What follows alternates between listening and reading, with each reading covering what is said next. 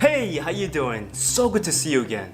This is James, and in this video, I'm gonna share with you 3 things I wish I knew before I started on Shopify. Learning these 3 things after many trial and error helped me to reach $250 per day mark in just 7 days with my 3rd Shopify store.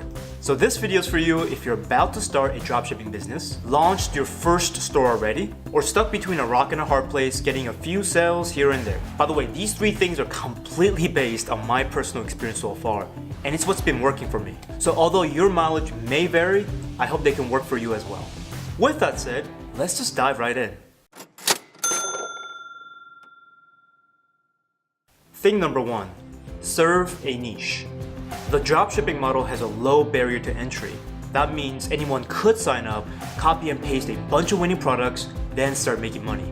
Okay, obviously that's way too simplified, but you get the point. However, many people come into this business with a get-rich-quick mentality. Their goal is to shove as many cheap, crappy products as possible, offer terrible customer service, then ride off into the sunset in a Lambo.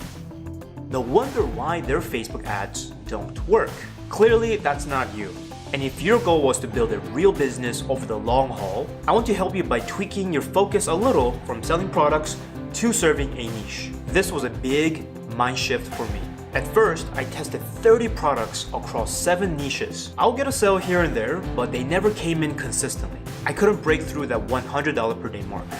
Then, with the support from my mentor Reggie and multiple mastermind sessions with Teo, I began asking different questions about my potential customers. Stuff like, what are they thinking and feeling? What are their pains, fears, frustrations, and anxieties? What are their hopes, wants, needs, and dreams? Only when I shifted my focus from products to a niche, I stopped niche shopping, started to look for those deep insights that help me to serve them. I stopped making it about me and more about them. This change in thinking brought clarity when I was doing product research, targeting, and writing ad copy. Because in the end, products are a means to an end that either solve a pain or bring happiness and delight to someone's day. I think this was the main factor that helped me to reach $100 per day, then break through that $250 mark per day. By the way, this amazing thinking comes from the empathy map that's popular with user experience design. You can Google empathy map to see a diagram like this. Print it out, stick it somewhere, and use it the next time you're doing product research. It's going to help you to find that product market fit faster. Also, the bonus of serving a niche is that Facebook ads become an investment, not an expense. What I mean by that is over time, as you put more funds into Facebook ads, you start to gain important data on the purchase behavior of your niche. What is a top performing demographic for your niche? What day of the week and what time are they most active? Which device are they making the most of their purchases? This is why niche shopping can be expensive, because these important purchase data are spread across multiple niches instead of being concentrated on one. So pick a niche that you're most curious about and wouldn't mind spending a lot of time with. Thing number 2, the Facebook dance. The name might sound cute, but there's nothing fuzzy about it. It's probably the most stressful part of Facebook advertising. The reason why many quit or go out seeking a greener pasture on Instagram influencer land. When I started dropshipping, whenever someone will post their $100 or $200 per day, I assumed that sales came in consistently like a paycheck. In reality, it does this. Sales come in peaks and valleys. When sales come in, you get that rush. When they don't, you get that sinking feeling in the pit of your stomach.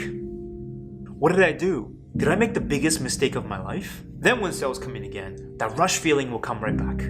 It's like an emotional roller coaster, and you guys know how much I love roller coasters. If you're going through this right now, I want you to know that I've been there right with you.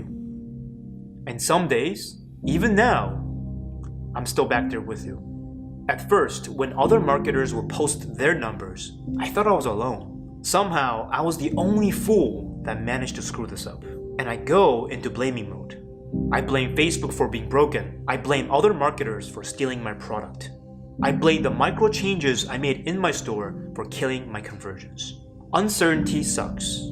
It's a dark place. But you know what's worse? Blaming. If you haven't seen what Facebook ads can do firsthand yet, your inexperienced mind will think it's a crazy idea right up until the minute it works. A mind has to see something first before it starts to believe. Which, by the way, is horribly inefficient when talking about the speed of implementation. Blaming others makes us feel good because it lets us off the hook. Like, it's okay if I don't succeed because the world is against me. While accepting responsibility for our outcomes and giving ourselves a reality check doesn't feel so good. So, you're probably wondering, how do I deal with Facebook dance then? Well, this advice isn't going to be sexy, but what you need is mental toughness. Unfortunately, there isn't some magic pill that can help you become mentally tough overnight. Mental toughness isn't something you're born with. It's earned. You earn a little bit of it each time you show up, especially on bad days. It reminds me of what Winston Churchill gets credited for saying. Success consists of going from failure to failure without loss of enthusiasm. However, it's not enough to be the mental tough guy. You need to pair that with massive action. Which brings us to the next and final thing. Thing number 3, become a troubleshooter. 80% of the time, the top reason why sales aren't coming in is because of the product. Can't tell you how much time and energy I've wasted trying to turn a losing product into a winner.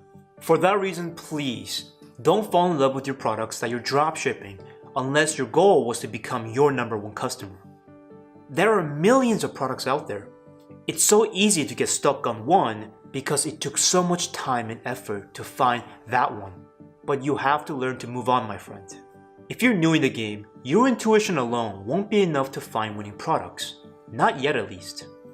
You have to rely on data until you've developed a sixth sense for products. So besides sales, what other data can you look at? The next 10% of the reason why you're not getting sale is that of ad/targeting.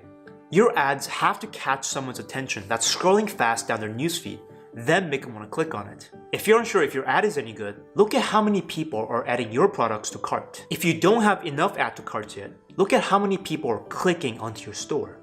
If your cost per click gets expensive, it's possible that no one wants the product or you're targeting the wrong audience.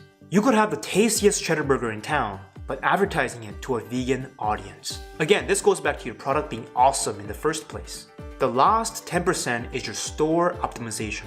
Although Shopify's free theme was more than enough to get my first sale, it wasn't until I fully optimized my store with a custom theme that sales started to come in consistently. Having a clean looking and trustworthy store that's easy to order on mobile acts as a sales booster. So far, I've built 4 Shopify stores from scratch. Maybe because I enjoy doing things the hard way, but mainly because I didn't know that you could simply swap out domain names to test different niches. However, after restarting so many stores, I've mapped out my process into a checklist. There are essential optimization points that need to go into every new store. These were responsible for conversions like these. I don't want the optimization part to bog you down, so if this checklist can help you out too, I'd be happy to send you a copy. I've only given this to a handful of people I've masterminded with, but you can get yours also by going to bank.me/Shopify-checklist. Enter your email there, and since I could write faster than I can make a YouTube video, I will share with you more insights as I get them, or recommend tools and services that saves me time and money. Of course, you can opt out at any time. So that's it. Those are the 3 things I wish I knew before I started on Shopify. Here's a quick recap. Thing number 1, build a real business by serving a niche, not just selling products. Thing number 2, show up on bad days and grow mental toughness to weather the Facebook storm. Thing number 3, troubleshoot like a scientist by figuring out why you're not getting sales, instead of pointing fingers like I did. Hope that made sense, and if something wasn't clear or if you need further explanation on something specific, post them in the comment section below. I'm here.